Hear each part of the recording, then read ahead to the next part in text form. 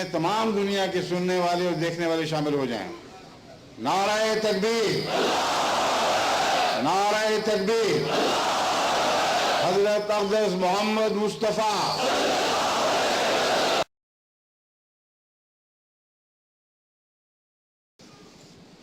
حضرت اقدس محمد مصطفیٰ صلی اللہ علیہ وآلہ وسلم کی سیرت ہی میں آج کی دنیا کی نجات وابستہ ہے، جیسے کل کی دنیا کی نجات بھی وابستہ تھی، جیسے کل کی دنیا کی نجات بھی وابستہ ہوگی. 40 سال کی عمر تک روایات ہمیں بتاتی ہیں کہ جو بھی آپ کو وقت ملتا تھا غار حرا میں جا کر ڈوب جایا کرتے تھے. کسی کو بتاتے نہیں تھے کہ میں کیوں ہوں، مجھے کیا ہو گیا ہے، اور محبت الہی میں ایسے کھوئے گئے تھے کہ تنہائی میں جا کر اللہ کو یاد کیا کرتے تھے. حضور صلی اللہ علیہ وسلم کی زندگی میں یہ عظیم انقلاب برپا ہوا کہ تمام عرب اپنے آباء و اجداد کو پاگل کہنے لگا اور حضرت محمد رسول اللہ کی عقل کے گیت گانے لگا، اور تمام فراست اور تمام عقل حضرت صلی اللہ علیہ وسلم کے قدموں پر نشاور کرنے لگا، اور حضرت محمد رسول اللہ اور بنی نوع انسان سے چھپائے پھرتے تھے. بسا اوقات جب حسن خلق کی باتیں کی تو لوگوں کے حوالے سے کی، حالانکہ ذرا سا بھی غور کریں تو حدیث کے ایک لفظ بولتا ہے کہ اتنا حسین وجود محمد رسول اللہ کے سوا ہو نہیں سکتا. بس لوگوں کے حوالوں سے اپنی باتیں کیا کرتے تھے، اور یہ جو لوگ ہیں ان کا نام بھی نہیں، کچھ پتہ نہیں کون تھے، اور زمین کانپنے لگتی.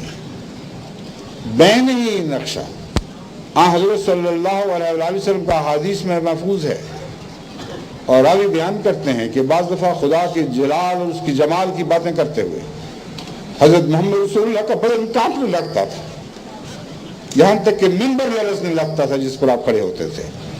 ہم خوف زدہ ہوتے تھے کہ کہیں یہ ممبر ٹوٹ کے نہ جا گرے. اس وقت ابو سفیان نے یہ سمجھا کہ حضرت صلی اللہ علیہ وسلم مارے گئے،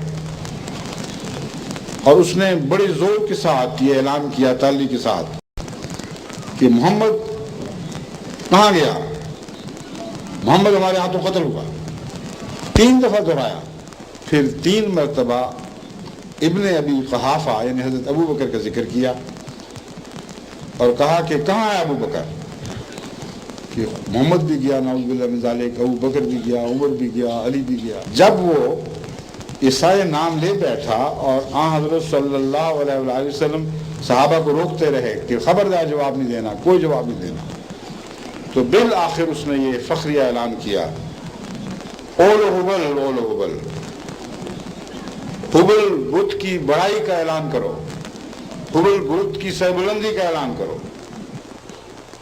جب یہ اس نے اعلان کیا تو محمد رسول اللہ بے قرار ہو گئے، جواب کیوں نہیں دیتے، جواب کیوں نہیں دیتے. اب جواب کا وقت تھا کہ دیکھو ہم نے اپنی حفاظت کی کوئی بھی پرواہ نہیں کی، اس لیے نہیں کی کہ اللہ ہمارا نگہبان ہے. اب جو کر سکتے ہو کر گزرو، ہم اعلان کرتے ہیں تم کچھ نہیں کر سکو گے.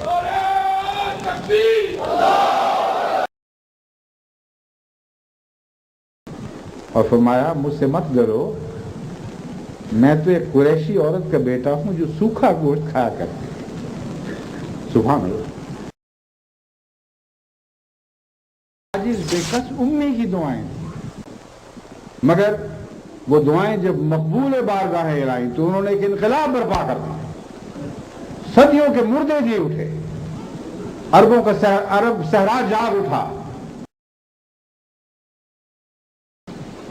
بڑے بڑے جرنیل جب بڑے علاقے فتح کرتے ہیں، بڑے ملکوں میں قدم رکھتے ہیں تو ان کی شان سے ان کی گردنیں بلند ہو جاتی ہیں، گردنیں اکڑ جاتی ہیں اور سر بلند ہو جاتے ہیں.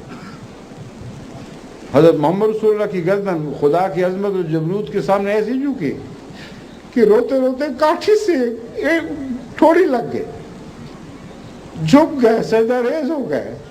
اس شان سے یہ فتح نصیب جرنیل مکے میں داخل ہوا ہے.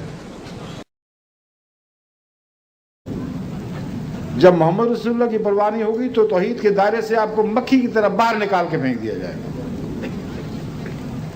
کوئی سعادت آپ کی باقی نہیں رہے گی۔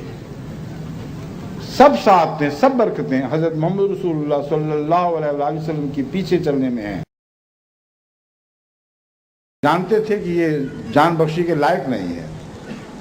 جب وہ گزر گیا تو آپ نے اس بات کا اظہار کیا تو ایک صحابی نے کہا کہ یا رسول اللہ آپ آنکھ کا اشارہ کر دیتے، اشارے سے بتلا دیتے۔ آپ نے بڑے جلال سے فرمایا نبی کی آنکھ خائن نہیں ہوا کرتی، یہ ناممکن ہے کہ میری آنکھ وہ اشارے کرتی جو میں کہہ نہیں سکتا تھا۔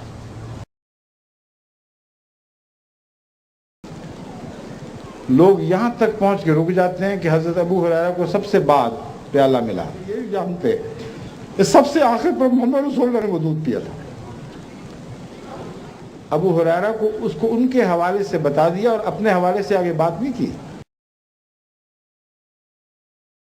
ان بلندیوں تک اگر تمہاری رسائی ممکن نہ ہوتی تو مجھے تمہارے لیے ماڈل نہیں بنایا جا سکتا، بس ماڈل ہوں اور پھر تم نہیں پہنچ سکتے، یہ میری فضیلت ہے۔ اس شان سے اس مقصد کو پورا کیا کہ دیکھیں آسمان سے خدا کی نظر اس محبت سے محمد رسول اللہ پر پڑی اور کہا اب یہ اعلان کر دے قُلْ إِنَّ صَلَاتِي وَنُسُكِي وَمَحْيَايَ وَمَمَاتِي لِلَّهِ رَبِّ الْعَالَمِينَ۔ اے میرے فرمانبردار بندے، تو نے ہر اس حکم کو مان لیا جو میں نے تجھے دیا تھا۔ کیا اس طرف آپ کا اشارہ ہے؟ رسول اللہ نے فرمایا ہاں اسی طرف اشارہ ہے۔ اسے یا رسول اللہ یہ اس زمانے کی بات ہے جب ہم جانتے نہیں تھے کہ آپ کیا ہے، اس زمانے لد گئے، وہ ختم ہوئے، وہ دفن ہو گئے۔ خدا کی قسم آج جب آپ کا حسن ہم پر جلوہ گر ہوا ہے تو آج دلوں کی یہ کیفیت ہے کہ اگر آپ کہیں کہ بیر ظلمات میں گھوڑے دوڑا دو تو ہم گھوڑے دوڑا دیں گے۔ آپ کے پیچھے بھی لڑیں گے، آپ کے دائیں بھی لڑیں گے اور آپ کے بائیں بھی لڑیں گے، اور دشمن آپ تک نہیں پہنچ سکتا جب تک ہماری لاشوں کو رونتا ہوا آپ تک نہ پہنچے۔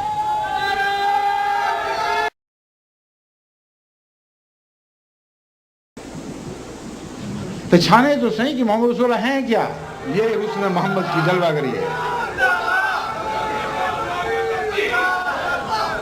آپ اس حسن کو اپنا کے تو دیکھیں، اپنی ذاتوں میں اپنی صفات میں جاری تو کر کے دیکھیں، پھر دیکھیں کہ ابتدا میں جو نخرے کرتے ہیں کیسی کیسی ان کی کیا پلٹتی ہے۔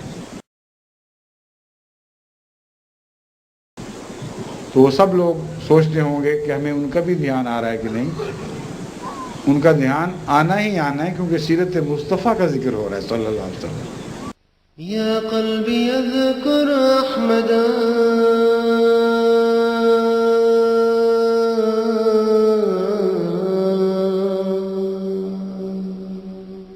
عین الہدی مفن العدا برا کریما محسنا بحر العطاء